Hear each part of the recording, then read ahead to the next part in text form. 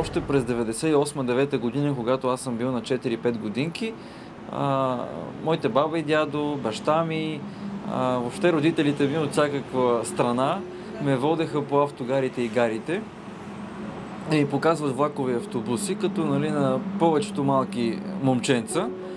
И явно са прекалили с показването, защото доста са ме запалили. Един от първите ми съзнателни спомени всъщност е срещата с теснолинейката от колата на път за Велинград, за Цигов-чарк, за Родопите тук по нашия край, нали, бидейки аз от Пазарджик. Много пъти сме спирали по пътя тук в дефилето, където и гара Цепина, да ми покажат как преминава теснолинейката, да ми посочат от колата по време на път, изпреварвайки я. Доста по-късно, след може би 6-7 години, за първи път нямам спомен как се е съгласил баща ми, но пътувахме с него, за първи път се качих на теснолинейката, било е 2003, 2004, 2005 някъде година. Първото впечатление от самото пътуване не беше впечатляващо, защото някак си спомена от една много голяма мизерия, нямаше пътници, беше много занемарено. Тогава в ония години, още преди да тръгне някакво така подновяване на състава и въобще на влаковете, пътувахме до Велинград, час и половина и оттам се върнахме с автобус, защото не е имало удобен влак или просто така разочаровани от условията, но си спомням все пак това първо пътуване. И отделно баба ми и дядо ми, които пък почиваха лятото в Велинград по 1-2 седмици, нашите ме оставяха при тях понякога и за разнообразие ме возеха от централната гара на Велинград до гара Юг при парка Клептуза. Само за 5 минути за возенето на внучето, нали, да се повози. Това са ми първите пътувания с теснолинейката.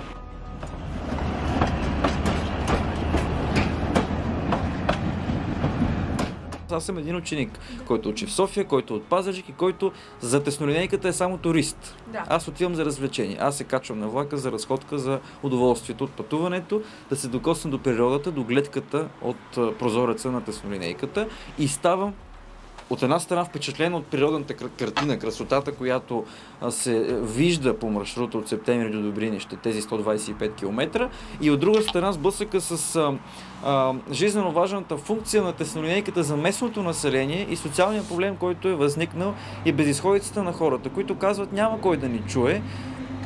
Просто това е положението. Те дори, чувах тогава, че са опитали да се борят влака да остане. Кой го интересува, нали, проблема на една шепа, да речем, на 50, 60 или 100 човека? Дори един да е. И аз тогава си казах, вкъщи се говореше как е по-добре да отида да уча в чужбина, защото в България нищо не се случва очевидно или всичко става много трудно.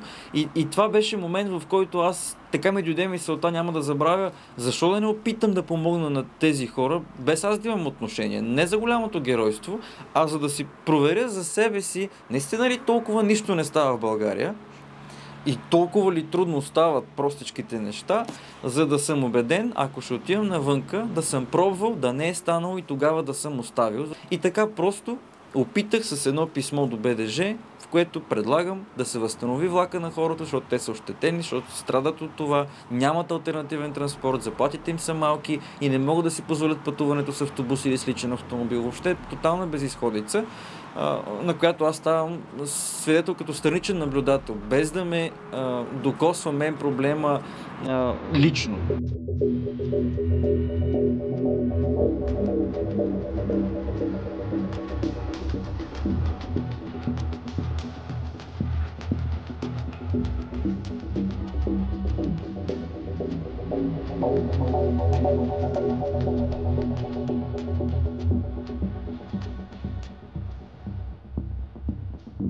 Първото писмо отговор беше негативен, че няма как да се възстанови влака, не може, няма пътници, няма финансова изгода и прочее.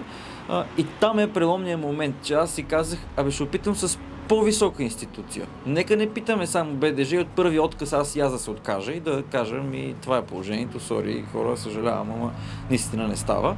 Написах второ писмо, сходно, до Министерство на транспорта, мисля, че беше. Това става в същата 2012 година. Отговор отново беше отрицателен, че няма как.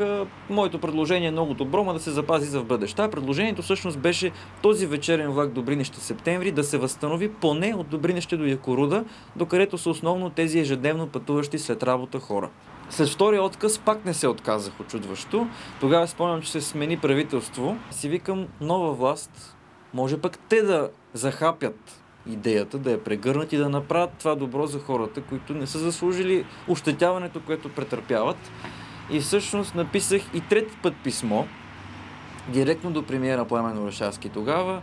Спомням си, че от гнева си, как може нещо толкова очевидно, полезно и необходимо да се отхвърля, да се отрича, да не му се обръща внимание. Написах цялото писмо с главни букви на компютъра. Цялото беше с главни букви, като едно крещене, нали.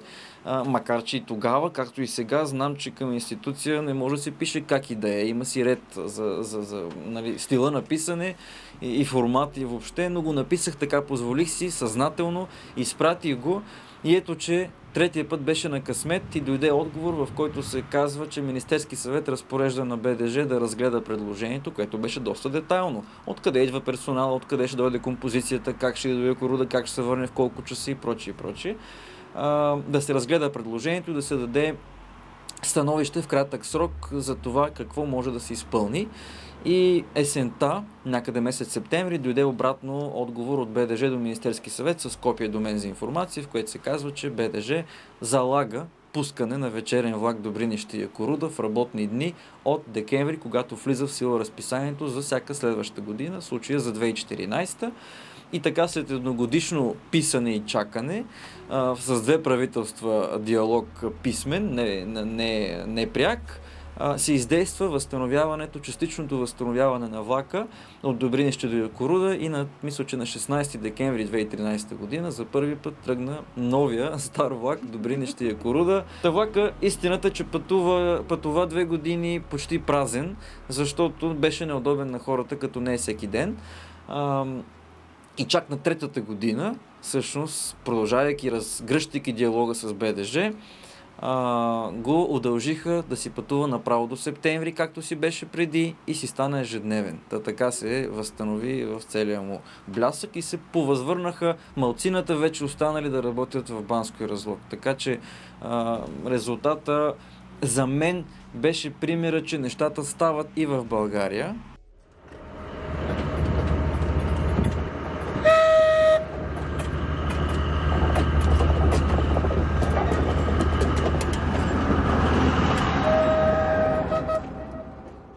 По трасето се движат в денонощието 8 влака. 4 страна Септември и 4 страна Добринище влака. Общо трасето за пътуване Септември Добринище е 125 км. Времево като пътуване 4 часа и 20 минути. Влаковете в зависимост от натовареността през деня се движат с различен брой вагони. От 4 до 6 вагона са влаковете. Като в обедния влак, който се казва влак Места, има и един вагон-ресторант, вагон за отдих. Теснолинейката почва в началото на 20 век, 1921 година, до гара Белица идва 1939 година. На 30.07 се открива движение на пътническо движение Септември Белица. Като тогава парният локомотив, който е каран лично от цар Борис III. Тя се казва теснолинейка, защото междуосието е не както е на нормална линия, а в интерес на истината има и по-тесна линия, която е на Рилския манастир Кочерино, а тук при нас е 760 мм. И затова, че е по-тесно, затова се казва теснолинейка, а не нормалната линия, която е горе. Като млади хора трябва да сме оптимисти и да имаме по-добри виждане за бъдещето, така че и дори да е стара теснолинейка, тя има също бъдеще. Последните години се движат доста туристи и хора, които обслужват и работят в Банско Разлог, както и Велинград и Септември, движение има на хора достатъчно. Туристи пътуват постоянно. Обедните влакове, които са почти пълни, все с туристи и най-вече почти туристи са чужденци.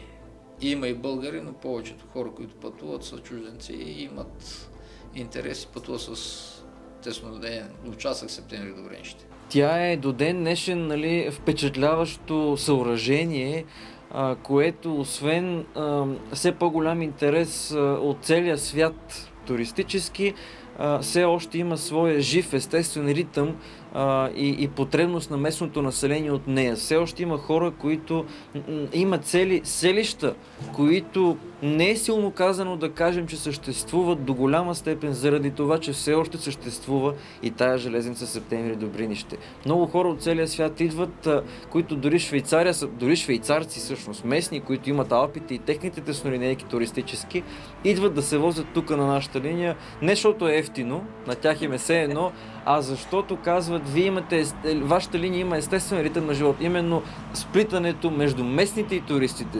Туристите са свидетели как местните се качват от малките селца или гарите в гората и отиват на пазара в Велинград или в Разлог, например. И това ги впечатлява. Естественият ритъм, т.е. дори да няма туристи, влаковете вървят. И все някой пътува с тях и има нужда от тях.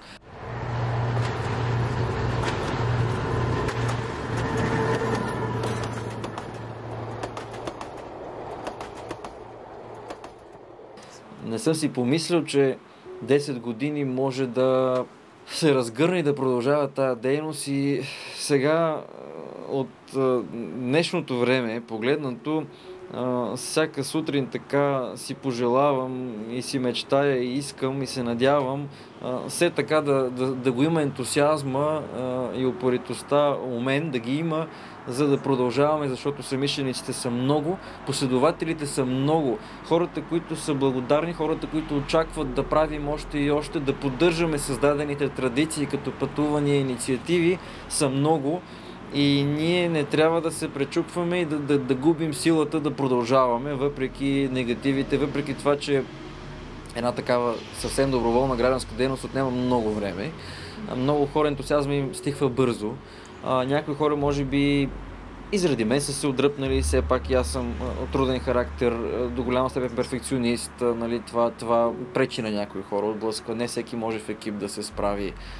Всички, нали, нищо човешко не ни е чуждо. Аз самия съм твърде млад и се уча от опита си в комуникацията с хора от различни сфери на живота, с различни професии и възрасти.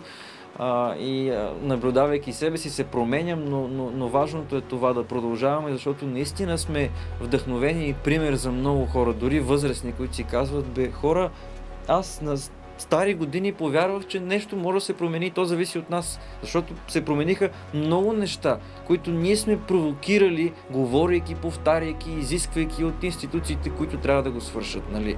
Ние не сме направили чудесата, но сме говорили, повтаряли, привлекли сме интереса и така теснолинейката влезе оглави престижната класация на Guardian 2020 година, на това престижно британско издание за 10-те най-атрактивни железопътни маршрута в Европа, класация на читателите на Guardian, съвсем независима оценка, на първо място сред 10-те не на едно от 10-те, а на първо, след което тази година, всъщност 21 година, Ню Йорк Таймс публикува огромна статия, изпрати пратеник, кореспондент тук в България, Джоди Хилтън, една американка журналистка, тяхна пратеничка кореспондент, която обиколи района дни наред, срещна се с местните мюсюлманки, жените над Велинград, как си скарват прехраната, пътувайки с влака да продадат млякото, което произвеждат от кравите, които отглеждат.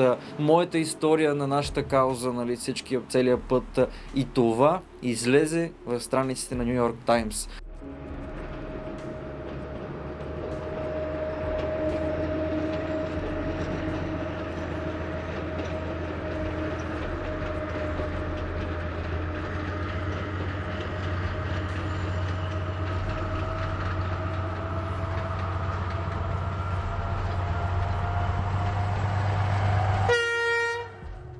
Теснолинейката е световно призната и оценена. Нашата държава, като по-балкански така синдром, който ни е завладял и не ни е пускал, малко по-трудно озрява за нещата и все пак те се случват. И малко по малко благодарности към всички хора на позиции, които свършиха работата, която е трябвало да се свърши. През времето има много завършене, много какво да се желае. Трудни времена са, и за страната, и за теснолинейката, но в крайна сметка добрите дейности, добрите хора с инициатива се появяват непрекъснато и нови. И мисля, че това, което се случва повече от това, което съм си мечтал, нали, във времето, което пък ме държи мен.